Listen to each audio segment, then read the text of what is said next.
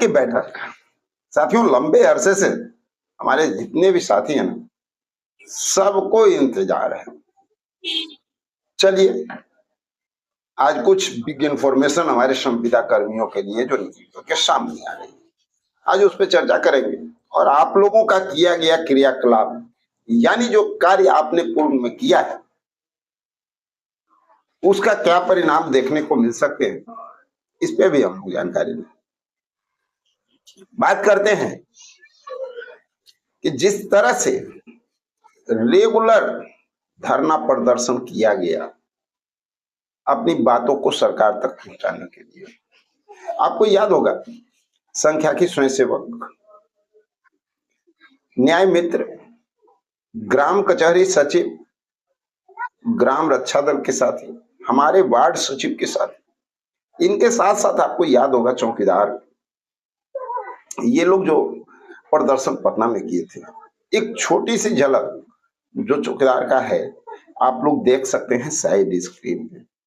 किस तरह से प्रशासन के व्यक्ति हैं भाई, ये लोग खुद जो है प्रशासनिक सेवा में हैं, उसके बावजूद प्रशासन के द्वारा किस तरह से इन पे लाठीचार्ज बर्बरता पूर्वक किया था।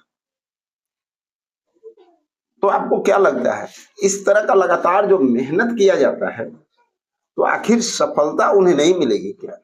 बिल्कुल, उन लोगों को ही तो सफलता मिलता है जो हर मुश्किल परिस्थिति से लड़ते हैं और साबित करते हैं, अपने आप को दिखाते हैं।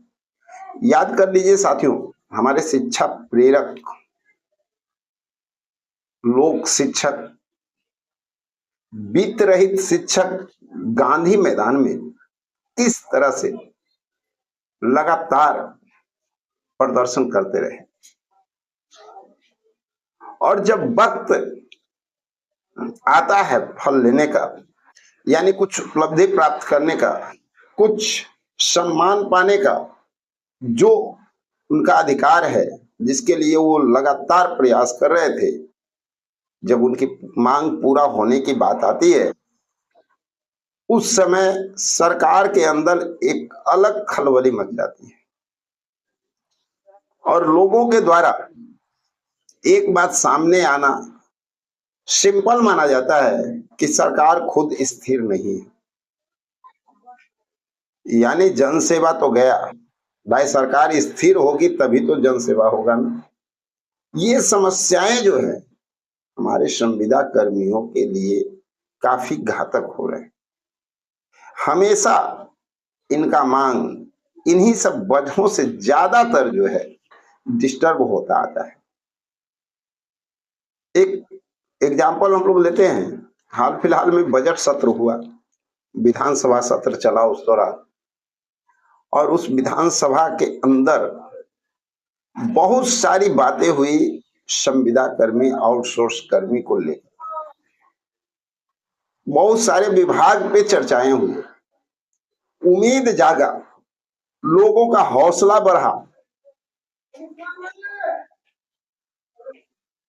और उन्हें जब फल की प्राप्ति की बात आई कि एक उम्मीद बना कि चलो अब ये जो है अगला जब कैबिनेट होगा ना कुछ संविदा कर्मियों को मिलने के आसार खुलेंगे, क्योंकि लगातार चर्चाएं हुई है, पॉजिटिव संकेत मिले हैं और आश्वासन भी कई जगह पे दिया गया है कि आप लोगों का काम होगा, वो होता हुआ अब दिखेगा। लेकिन ठीक उसके विपरीत यहाँ पर क्या देखने को मिलता है, माननीय मुख्यमंत्री एक अच्छा कार्य करते हुए समृद्ध यात्रा निकालते हैं कि पूरा बिहार जो है हमारा सुखी समृद्ध हो गया है, यानी किसी को कोई दुख तकलीफ की बात नहीं है, सबका पेट आसानी से भर रहा है। अब सोच लीजिए, जो रसोईया हैं 3,300 रुपया प्रति माह उनको मिलता है, भाई उतना में बिहार समृद्ध हो गया। 3,000 में उनके परिवार का खर्च चल रहा है। आशा कार्यकर्ता कितना मानदेय है, उतना में उनका पूरा परिवार का खर्च चल रहा है। इसी को कहते हैं बिहार का समृद्धि। यही दिखाने के लिए हमारे मुख्यमंत्री समृद्धि यात्रा की और पूरे देश को ये बता दिए कि हमारा बिहार पूरी तरह से समृद्ध हो चुका है। अब किसी को कोई दुख तकलीफ नहीं है। ग्रामीण चिकित्सक जिन्हें विगत 2020 में ट्रेंड कर दिया जाता है, सर्टिफिकेट उनके हाथों में दे दिया जाता है, उसके बावजूद सिर्फ ये दिखा देना कि हमारा बिहार समृद्ध हो गया और यहाँ पे सभी जानकार लोग हैं, ट्रेंड लोग हैं, लेकिन उनकी जीविका उपार्जन कैसे हो रही है इससे कोई लेना देना नहीं है।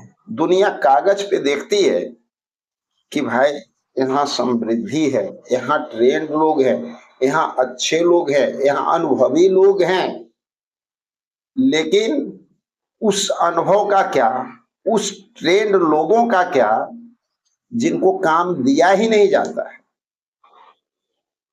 उनको एक पैसा वेतन दिया ही नहीं जाता है, उनसे काम लिया ही नहीं जाता है, और अगर वो अपने जीवन उपार्जन के लिए, समाज के सेवा के लिए कुछ कार्य करते भी हैं तो उस पर पाबंदी लगाने की बात कही जाती है। ये है हमारा असली बिहार।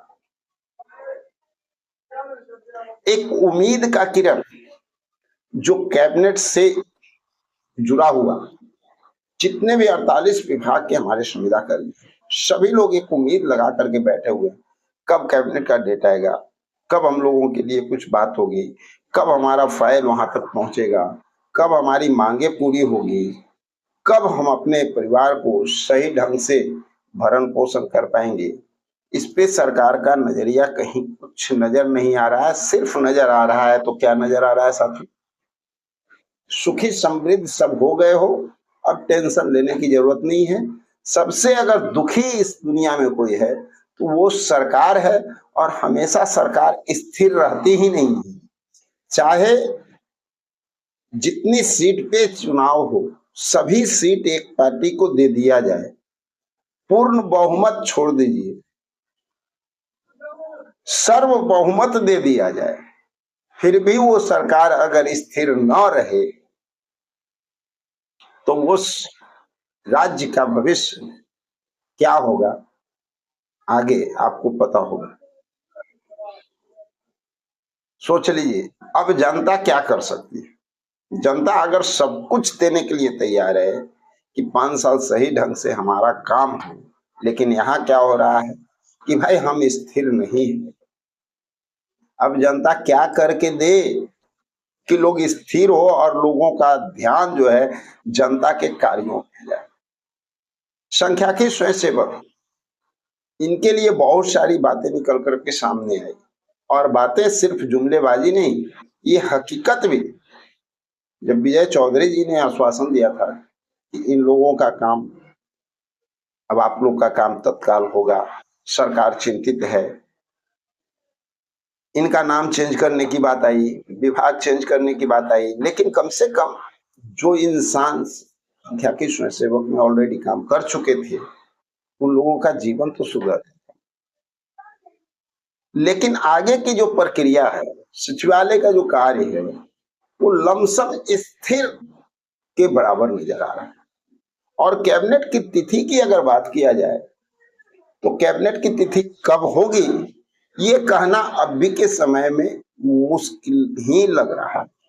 कहीं से कुछ वैसी बातें जो है थोड़ी बहुत भी फॉर्मेशन निकल करके सामने नहीं आ रही है।